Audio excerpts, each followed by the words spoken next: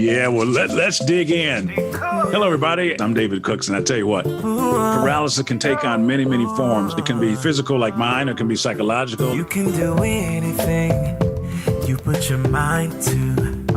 What seems impossible can be done by you. And what we try to do is feature stories that go from difficult places to fulfilling purpose. It may knock you down, but don't let it stop you. Got so much to give, a lot of life to live. You must go from paralysis to purpose. You're in for a treat today. Yeah, paralysis to purpose. Oh, paralysis to purpose. Hello, everyone, and welcome to another episode of Paralysis to Purpose, the podcast. I'm your host, David Cooks, and let me thank you in advance for liking, sharing, and telling somebody else about this podcast. And if you get a chance, we need some reviews, so you know what to do. 5 stars. That's what we love. I love what I do. Every time I get on the mic, I speak with some of the most intriguing and inspiring people in the world. Today is no exception. I've been trying to get this guy for a long time. I didn't realize it's been 5 or 6 years since we've actually spoken, and I am so excited to have him on the podcast today. You get your seatbelt, get your pad and paper or whatever you need, because I think this is going to be really good. Our guest today, he is a high-performance leadership speaker. He is an author. He is a national skills development trainer. He's worked with some of the most elite athletes in the world, and helping them not only physically, but I believe mentally and mindset as well. He has a book out called The New Rules for the Future of Leadership. And we'll talk a little bit about that. I want to talk more about him than his book actually today. And also, he has something that he does on LinkedIn bi-weekly called the Mind Shift Digest, where he writes things. And he just wrote a piece called The Gift of Presence on My Mental Health Journey. I strongly recommend when you hear this podcast, read that. It is one of the most transparent, informative, instructive pieces that I've read about an individual's journey that is not in a book yet. Mike Lee, welcome to Paralysis to Purpose, the podcast.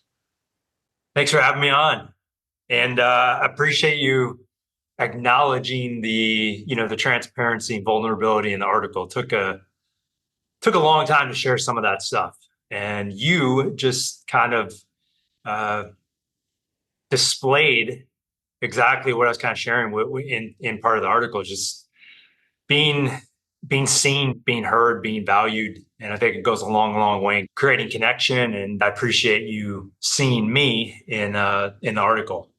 It was almost as if I was in the pages while I was reading it. I mean, I was like walking through some of those things with you, the way you expressed it and the way you made it so clear, and your thought process and the pain of going through some of that thought process and the tug of war that you were dealing with as you were trying to figure out what was going on and why you felt some of the things you felt and the highs and the lows and all of that. So it was, like I said, it was really, really good. So why don't we start off a little bit with some of your background. People may not know that you're from Marshfield, Wisconsin. We have a mutual friend who's also been on the podcast, John Wilkham. And it's a smaller town in, I'd say, the central part of Wisconsin. So tell us a little bit about your background, your coming up and that kind of stuff, and then we'll get into some of the things you're doing now as well. Yeah, I grew up in Marshfield, town of about 15,000 people. You say smaller, I think you said smaller town. It's a very small town in the middle of absolutely nowhere in central Wisconsin. To put it into perspective for people who are listening, you got to drive about 3.5 hours to get to either Minneapolis or Milwaukee from Marshfield. So when I say middle of nowhere, I really mean middle of nowhere. Grew up there, played basketball in high school, played in college a little bit, and then started a summer basketball camp actually while in college with John Wilkham, who wrote Walk On Warrior, and I can't remember the other name of his book, but he was a walk-on at Marquette University, coached with you at Marquette High. We started a summer basketball camp while I was after my sophomore year in college, and that grew from one summer basketball camp into a full-fledged business where we had a training facility in Milwaukee. I know some of your kids used to work out with us while they were in high school. We ran events all across the world and had built, relatively, coming from where I came from, a relatively successful business based in Milwaukee.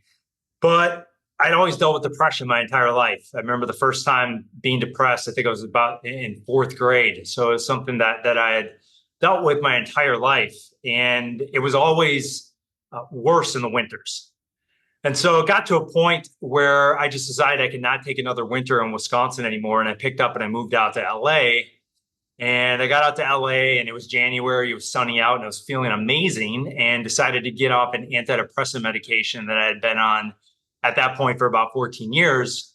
And getting off of it was quite literally like getting off of heroin. There's doctors who are researching this now that have even made a comparison that it's more difficult to get off some of these psychiatric medications than it is to stop doing drugs like heroin. And it was incredibly difficult for me. And through the process, I was trying to make sense of the pain, trying to make sense of the process and what I was going through. And I was watching I Am Not Your Guru with Tony Robbins while I was going through this period in my life.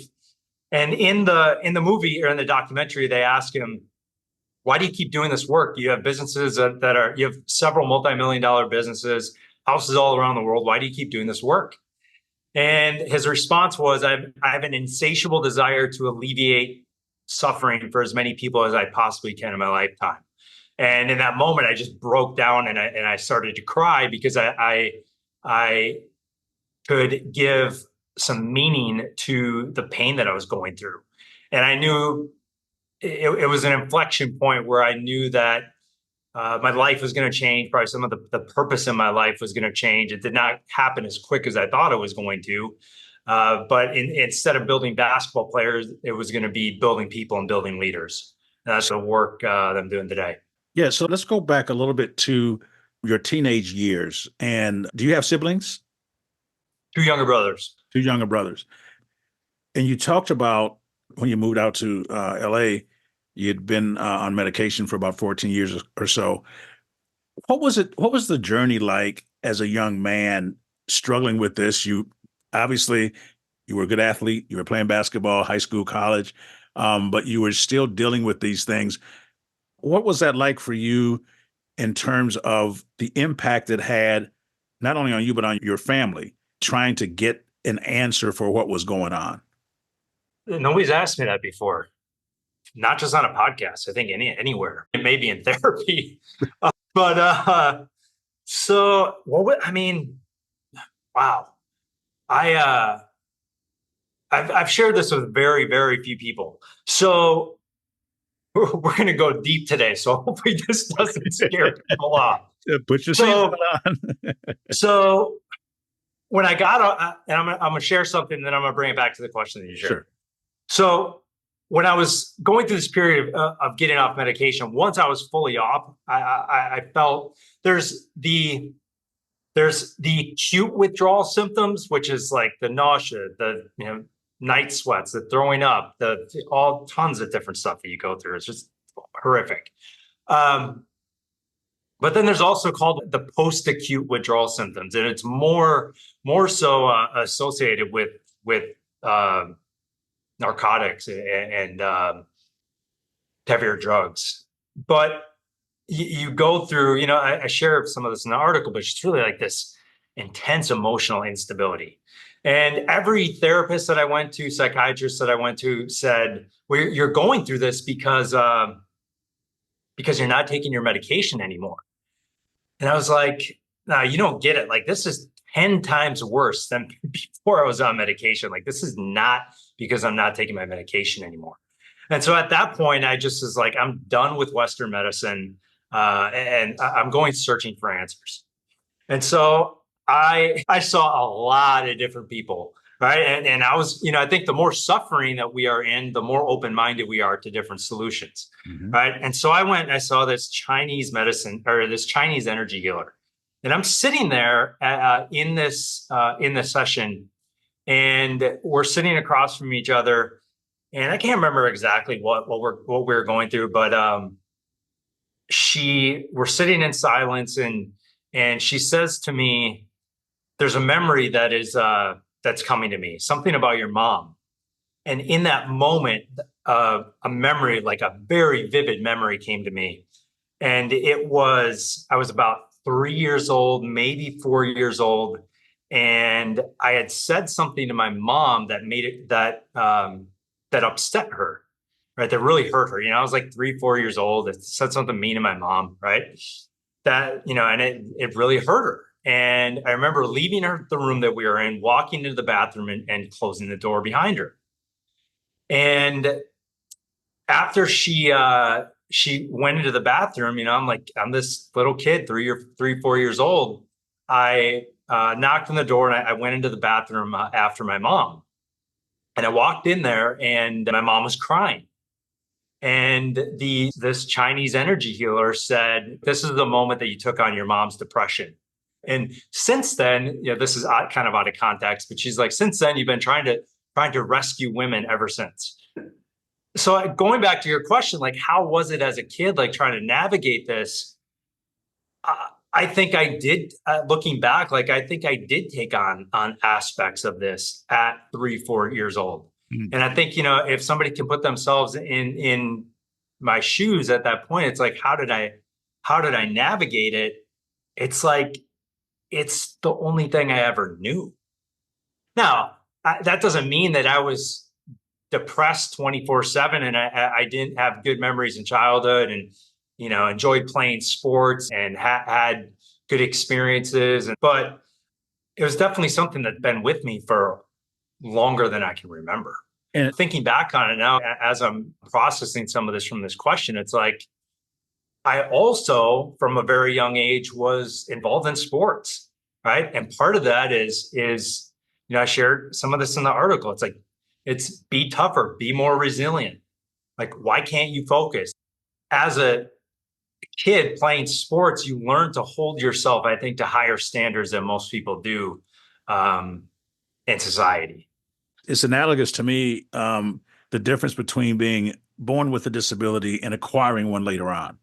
I was 15 when I had a spinal aneurysm. I had a much different adjustment to make. And like you were saying, it was what you knew. You didn't know it could be better or worse. It was just what it was. And that probably is part of the coping mechanism. Would you consider yourself to be a competitive person? It's funny that you bring that up. Yes, with the caveat that up until I didn't love basketball. I was obsessed with basketball, right? Especially with like my basketball business. Like, watching 20 hours of NBA basketball a week, spending 4 or 5 hours a night in the gym. Like, I was obsessed with it. And so was I competitive? Yeah, I was incredibly competitive. And I think like I still am. I think there's just more aspects to me that I'm aware of now. I was insanely competitive. Like if you and me go out right now and we're playing pool, like, do I want to win? Yeah, I want to beat you. I want to beat you 10 out of 10 times, right? Right. No matter what it is. But I think I'm able to let things go more now when you don't win. Like I think I enjoy the competitive aspect of it for the enjoyment of the competitive aspect of it, not because winning defines who I am. And you have evolved to that point.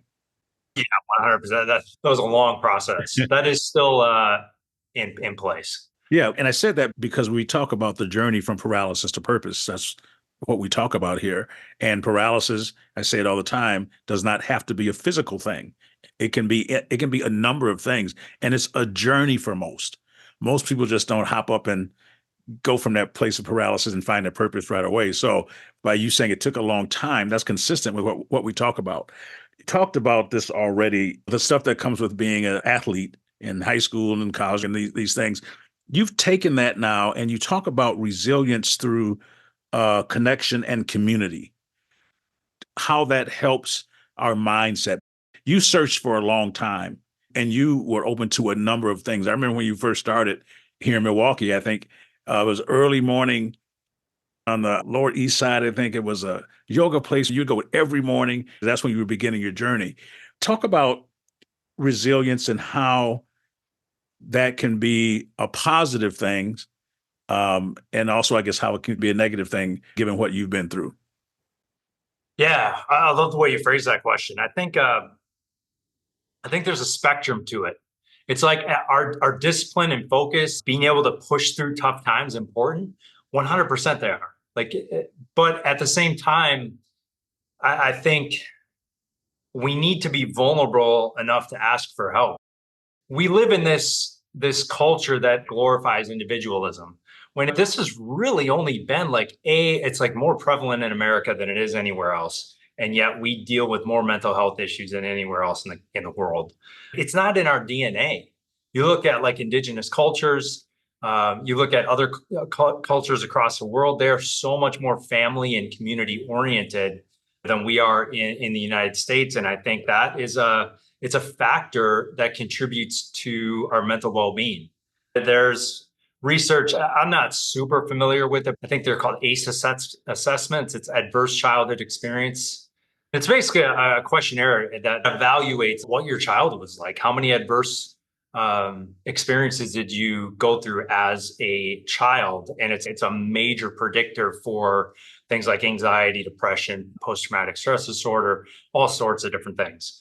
I believe there's a section in it that talks a lot about your caregivers growing up and community and connection. And through this research, Bruce Perry, who wrote a book with Oprah called What Happened to You on trauma as a childhood, talks about how connectedness and community in their research has shown to be a major factor in being able to navigate and to move through adversity. So if two people go through the exact same adverse experience, but one person has a community, a tight-knit family, a parent that they can rely upon to go back to after they go through that experience, versus somebody else who maybe doesn't have that support system, they could go through the exact same experience and one person could come out on the other side with complex post-traumatic stress disorder, and the other person could come out thriving because they went through the adversity, and the other person could be crippled because of it. I don't know what the right word is for it, but to put it in context, one quote that a lot of people live by is like, what doesn't kill you makes you stronger. And the truth is, what doesn't kill you might cause post-traumatic stress disorder. It's not that black and white. And I think we're living in a culture like more people are burned out and exhausted than ever. And this is only going to lead to long-term chronic issues, mentally, physically, physiologically, relationally. So I think it's like we're almost going back to our roots. We're going back to what's in our DNA. And I'm excited about that. We have a lot of phrases that we say that just don't make sense to me when you're in the middle of going through something. What doesn't kill you, it makes you stronger. Well, like you said, there's residue from what didn't kill you sometime. And I think we don't consider the impact that things have on us, like you said, physically, spiritually, mentally, all of those things. That was really good. When you talk about community, I want to talk about a little bit about finding trust. I don't know if there's a connection between depression and some of the things you struggled with, finding the community. And when are you able to really trust that connection or trust that community? Depression oftentimes is a very lonely disease, a lonely struggle. It's a lonely circumstance, which makes it even more catastrophic because it's just like feeds on itself. How do you let people in? How do you know you can trust them with what you're going through? What is that process like? You're asking me some great questions, man. So I think the first thing, one of the first steps to building trust is vulnerability. It's not a one-sided thing. I think it's a mutual thing. I was at an event the other month and I shared something with somebody that I was going through that hadn't really shared with a lot of people. I was at this event and we were having a conversation. It started out being a superficial conversation, like, "Hey, how you doing?" This, blah, blah, blah, like the normal stuff. And then I shared something that I was going through that, that was hard for me to share. And this person put down their fork, put down their plate. We're standing eating at this event, and he looks at me. He says, "Me too." And I was shocked because this person, let's just say that he's at a status where you would never guess that the answer would have been "me too." I think the first step to that is being vulnerable, right? I think vulnerability creates connection, and connection creates trust. And I think that's something that we can apply in individual relationships, platonic relationships, romantic relationships, work relationships. We don't have to have all the answers. And I think being able to be vulnerable enough to share something, be vulnerable enough to ask for help, creates a container for connection, and that connection sustained over time leads to more trust. Wow. I was speaking to an organization yesterday, and one of the things I mentioned to them that during this time that I went through these last 18 to 24 months, that I was alone, and I think I was fighting some depression. I had never not been able to work. I had never not been able to drive myself around. All of these things were just snowballing. And I have faith and I love God. I've had friends, but it was a very difficult thing. And I said to them something that's similar that you just said.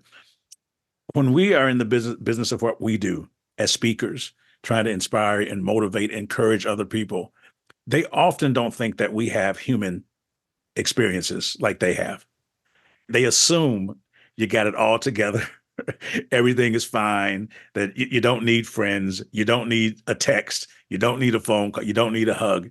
And what you just said was so profound, that here someone is that was probably waiting for someone to give them the opportunity to share what they were struggling with. You opened up that door and he walked right up in it, like, "Me too. Let's talk." And how many people are there in the world who are waiting for someone to share their struggle with, who they can confide in, who they can trust in? Like you said, you can't be careless about that, but you have to be willing to be disappointed in order to not be disappointed. And the other thing you said is that you don't need to have all the answers. Um, I don't know are like three of my favorite words. And there are some things that I don't know, that I don't care that I don't know them. I don't have to know everything. I don't think that humans were built to carry everything and to care about everything. I just think that's too much for us. There is a role, and you make that clear, for medication, for prescribed medication, pharmaceutical treatment. Is there a balance? Before I say anything, I will say this is out of my scope of expertise if I get any of the timelines wrong or anything like that. But my understanding is that we really didn't start looking at trauma until sometime in the 80s, I believe like the late 80s. And so it was when a lot of the military vets were coming back from Vietnam, and we were having all these issues with PTSD. We didn't really start looking into it, and it became very prevalent. And so the first thing to say is it's new. And my understanding is a lot of the mental health education is not up to date with current research, right? It's interesting how many therapists I speak to that are either friends or people in the mental health space who in some way, shape, or form bring up the fact that there are a lot of mental health practitioners out there who aren't really up to date as to what's really going on. I share this in the article. We think that anxiety and depression are diseases in and of themselves, when in fact, a lot of the latest research shows that they're just symptoms of trauma. There's a phenomenal book called The Myth of Normal by a guy named Gabor Mate. He's a Vancouver physician that's been deep into trauma research for a long time. The myth of normal is that we've normalized all these diseases across the board in our society, right? It's just like we're just medicating everything. One thing that he talks about, people will make the argument that we can't really correlate this to trauma. And he's like, I've yet to see a client or a patient where that's not the case. He's like, I'm open-minded, but show me a case where that's not true. Right. So the first thing I think to keep in mind is this is relatively new and it's rapidly changing.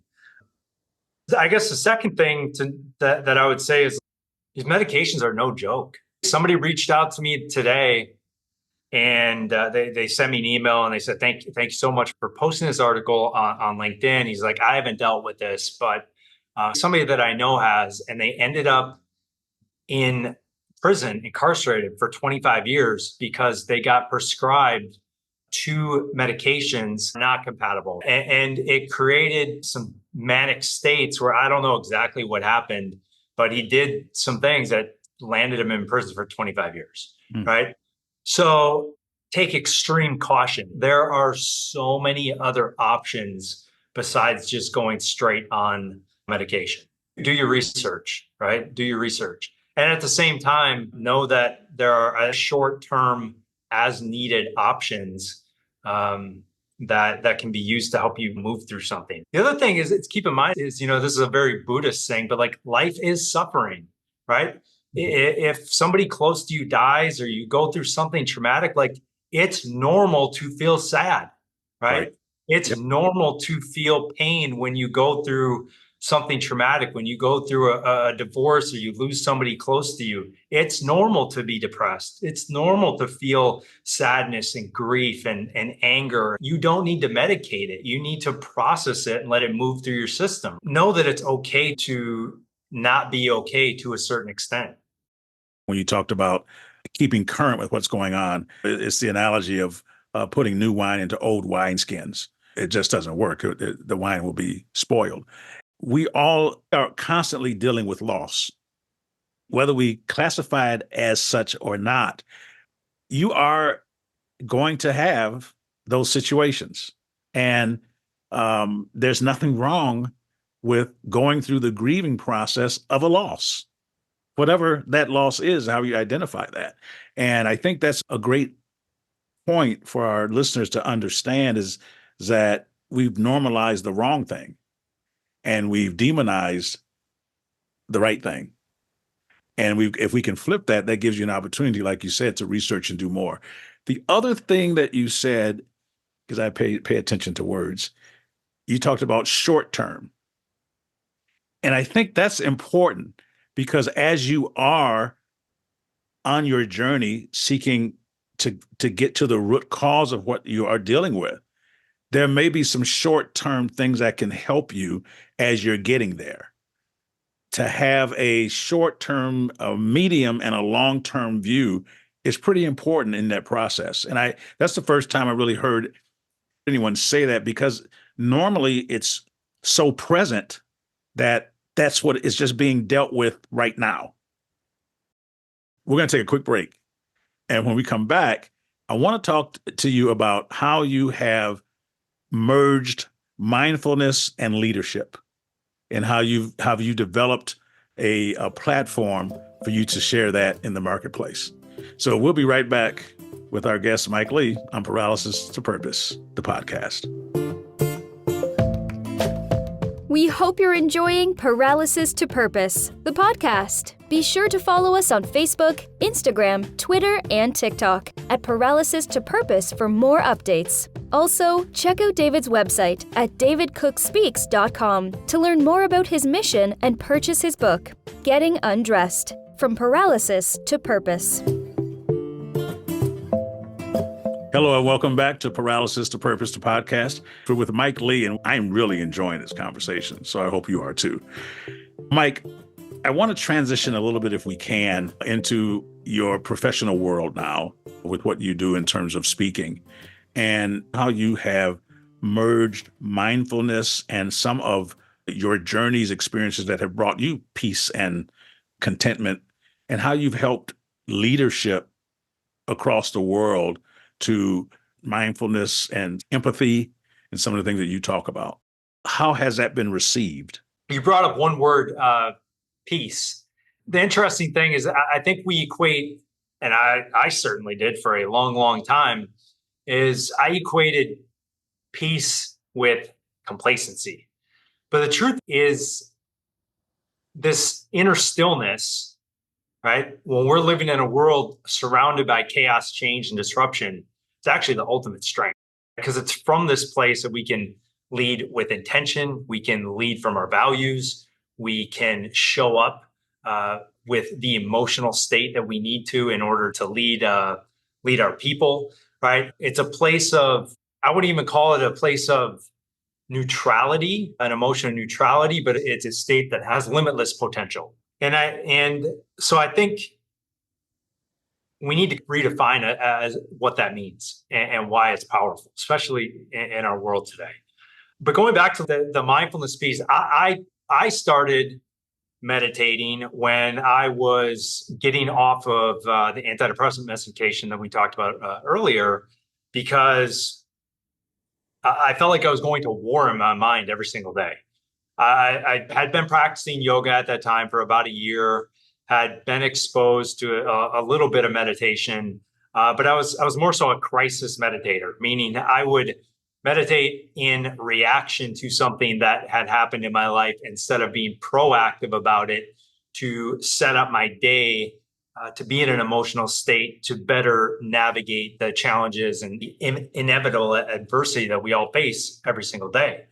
The goal of having a meditation practice is not to sit there for 10 minutes or 20 minutes in stillness or whatever your practice is. It's to take that practice out into the rest of your day, right? And so how does it show up practically? Let's make it accessible for people. Well, number one, nobody wants to work for a leader that can't manage their mental and emotional state, right? I want to be able to work for when somebody's able to manage their mental and emotional state. I know we talked about trust earlier, right? I trust somebody who can manage their mental and emotional state. Second thing is it creates awareness of the behaviors that we're modeling.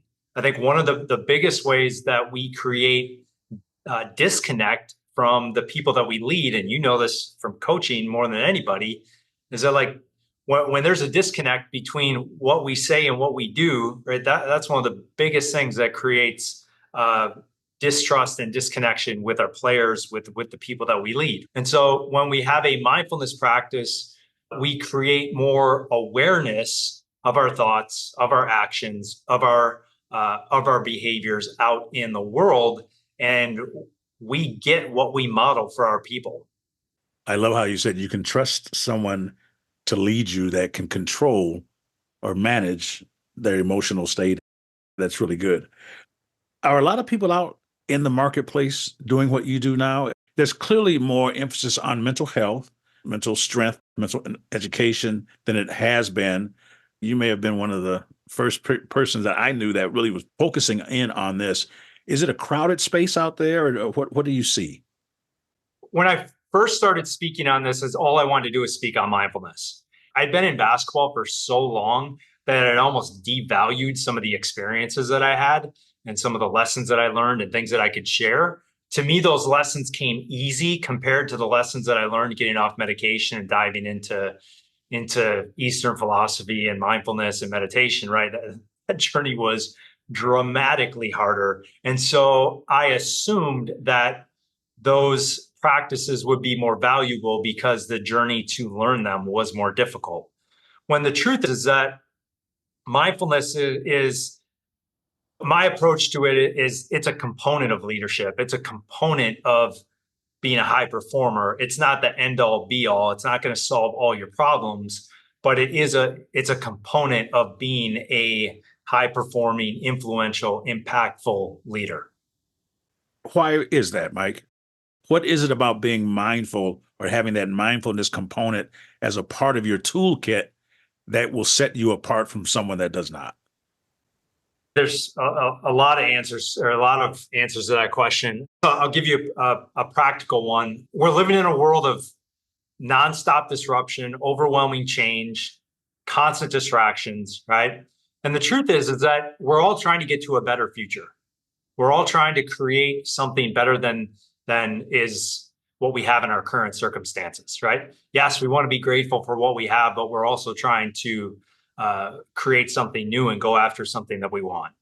And we glorify the highlights. We glorify what we see on SportsCenter, the Instagram reels, the billion-dollar IPOs. But the truth is that it's the work that we do in the present moment that actually gives us the ability to bring some of those things to life. And with a mindfulness practice, we're training our minds to be more in the present moment, right?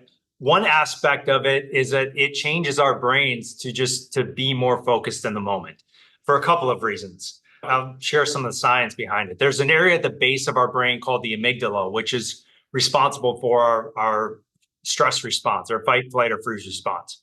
That area, when you have a consistent mindfulness practice, actually shrinks. So that means you're less reactive to stress. If we're less reactive to stress, we're more present in the moment. There's an area called the your neocortex, which is responsible for your executive function. So your self-awareness, your focus, your decision-making, your emotional regulation, I believe, that area actually grows and gets a little bit bigger, right? So you think about from a leadership perspective, if I can be less reactive to the distractions in my environment, if I can navigate stress with more resilience, if I can make better decisions, if I'm more focused, if I have more self-awareness and relationship awareness, is that going to make me a better leader? 100% it's going to make you a better leader, right? And you get it all from one practice. And so I think the interesting thing about mindfulness is I don't have to focus on being more focused. I don't have to focus on being a better decision maker. I don't have to focus on improving my stress resilience. They're just all a byproduct of having a practice. And I think we can approach it through the lens of performance. And then the byproduct of it is we're going to get the well-being aspects of it. And that's where I've shifted my approach to it, right? There's a reason that the Navy SEALs implement mindfulness training. There's a reason that NFL teams implement mindfulness training. They're in the most chaotic, intense environments where you have to deploy all of those skills that I just listed off, right? Stress resilience, decision-making, focus, all those things in some of the most dynamic environments. And I think if they're leveraging it to perform at a higher level, I think we can all do it. Wow. That's really good because I can understand that. You just explained that really shows the fruit of the process, if I can say it that way. And we don't have time to do this, but I was going to ask you, like when you give your presentations and you speak, do you have your audiences do any particular practices or steps in their process? Are there, your journey is so full that we could spend a number of episodes on the transition from Western thought to Eastern thought and all of those things. But is there like one thing that people could do to begin their process of helping to better focus in the moment? Or is that something that's just going to take a long time to mature in it and you grow in it? Is there something like that? Yeah, I think the first thing is to keep in mind that it's a practice, right? It's not it's a skill that you're developing. I look at meditation as the practice and mindfulness as a skill. The way I define mindfulness is it's the non-judgmental awareness of our thoughts, feelings, and actions in the present moment. And meditation is nothing more than an exercise to train that skill. You look at it from a sports perspective. If I want to extend my range on my shooting ability, then I need to do drills in order to extend the range. If I want to improve my vertical, then I need to do specific exercises to improve my vertical. Right? That's the analogy. It's nothing different than that. It's literally the same thing. And there's thousands of studies that we have now that back this up. But it's a practice. And I think you can get benefits of it in 5 to 10 minutes a day. Right? You don't have to sit in meditation for 3 hours a day or go do some silent retreat or go live in a cave in India for a month. right? Like you can make this a practical part of your life. And I think a couple things. Number one, I would start it in the morning because I think we do carry that state with us the rest of the day, and it can serve as a reminder when things get chaotic, when like I said, the inevitable adversity shows up.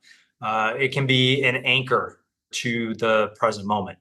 And if anybody is interested, I'm more than happy to share more resources on it. We have several on our website. Yeah.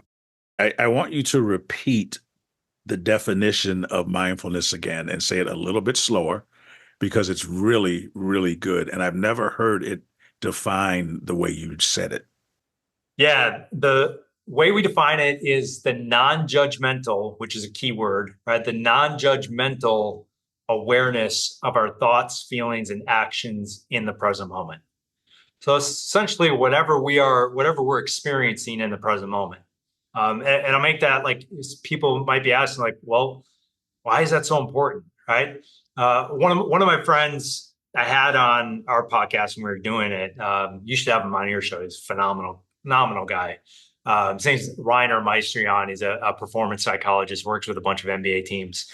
Now, I was asking him about mindfulness, and he said one of the things that people get wrong about mindfulness is they think it's all about sustained focus, right? It's like, is focus important? Yeah, of course it's important, right? We talk about focus all the time in sports and high performance and leadership, but it's not so much about sustained focus. It's about sustained awareness. Can I have the awareness to catch my attention when it is drifted from the task at hand and redirect my attention and energy back to what I'm working on, right? And so that the awareness piece is crucial, right? From a bigger perspective, it's we can't change what we're not aware of, right? If we're not aware, we can't make changes, and if we don't make changes, we can't improve, right? So we have to be aware of the things that we need to improve from an objective standpoint in order to create the changes in the present moment that will create the future. Sustained awareness. You are dropping gems, my friend. We're coming toward the end of the podcast, but before we get there, you talked about giving the gift of presence to yourself. What does that mean? I think we can give to ourselves at a certain level what we want others to give us. All right. And the context of that question, comes from this article that I wrote the other day. And I talk about how I'm trying to answer this question so people can pick up something from it without having the context. I was aware of the adversity that I kind of gone through over the last 9 years, but up until the last month or so, I don't think I fully accepted and I acknowledged it. There was always an aspect of it that I was pushing down, that I was resisting, that I wasn't fully accepting. I think we look at acceptance as a negative thing, but the truth is like, where does stress come from? Stress comes from not what is in the moment.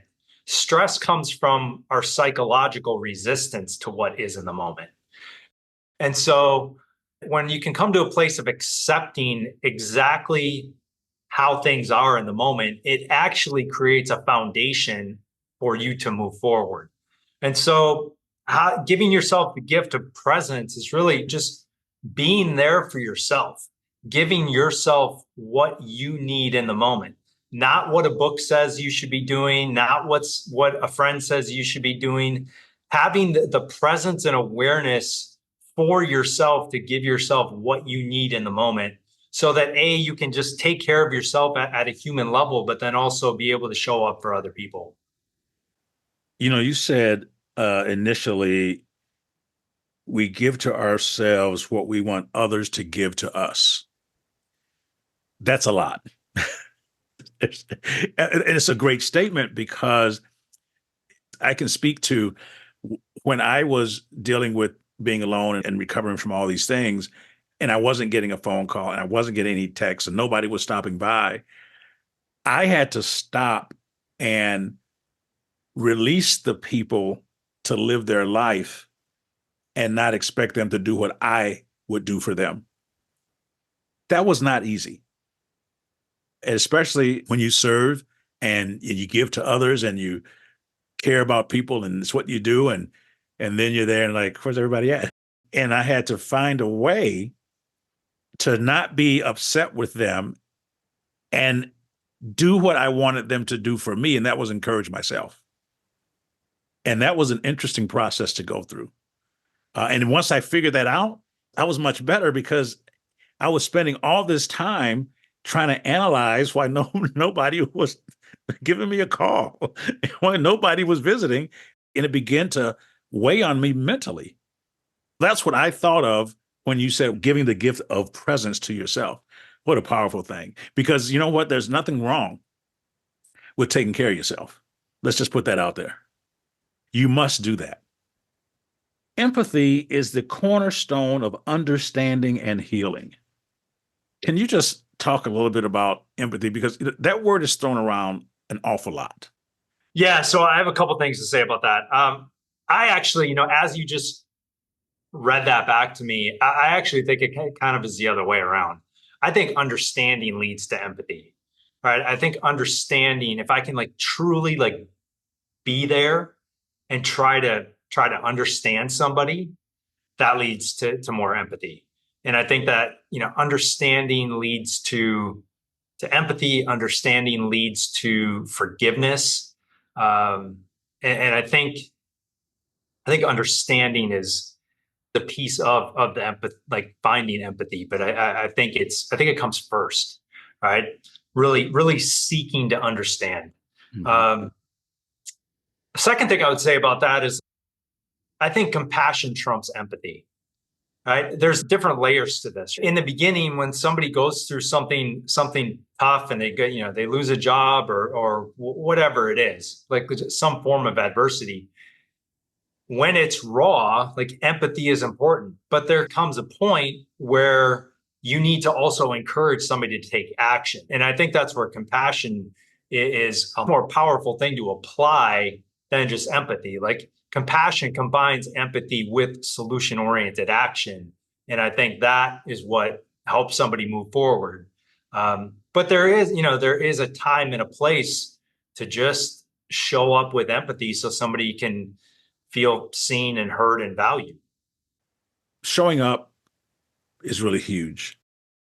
One of the negative aspects of COVID has been the reduction of the human touch. It was during that time we lost some of the value of touching one another. Everything went virtual. Can you talk about the importance of the human touch in your journey and what that has meant for you? This could be a whole podcast. I used to be a very cold person, apparently. People tell me. I think it was probably when I first started to really, I hate using this word because it gets thrown around a lot, but first started to love myself and be able to, I think that opened up the door to be able to receive. And I think something I was sharing offline, I think because I grew up with a younger brother who had Down syndrome, I learned to not ask for help as a kid because somebody else needed way more help than me.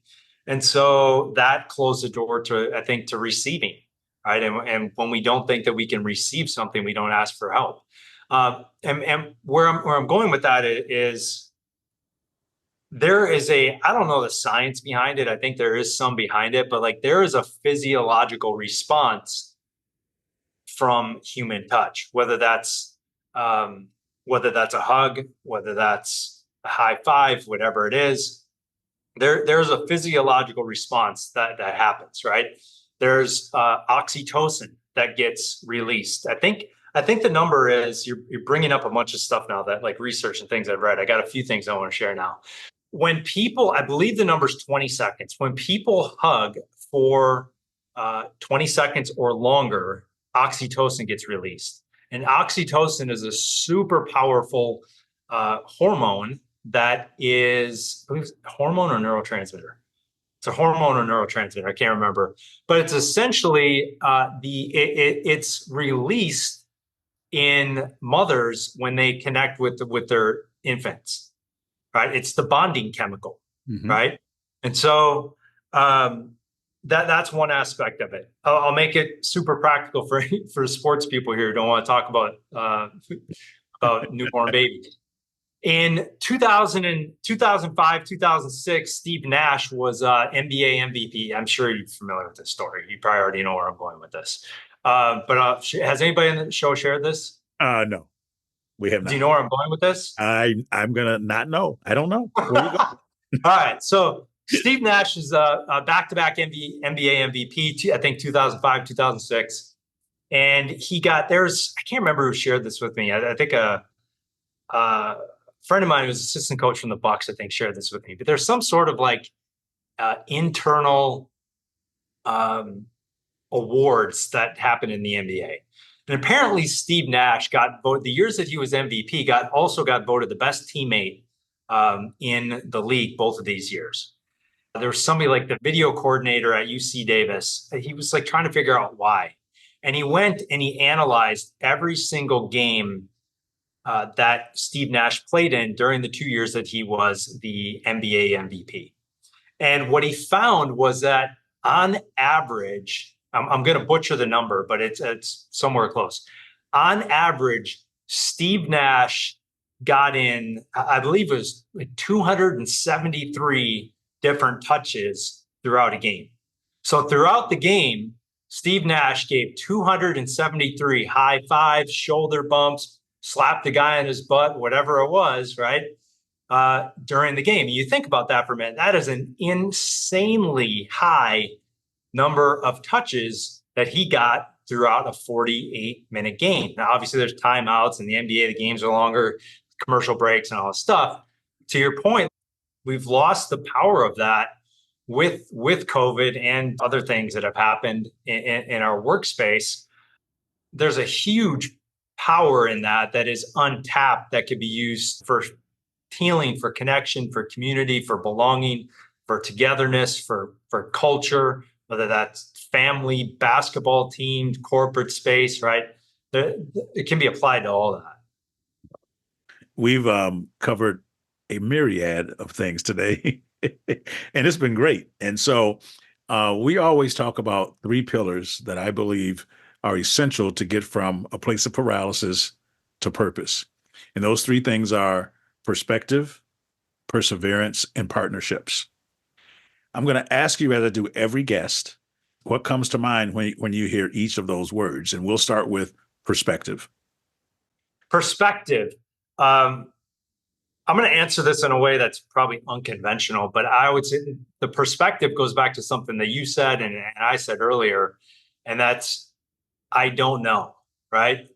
Do I really know what's best for me?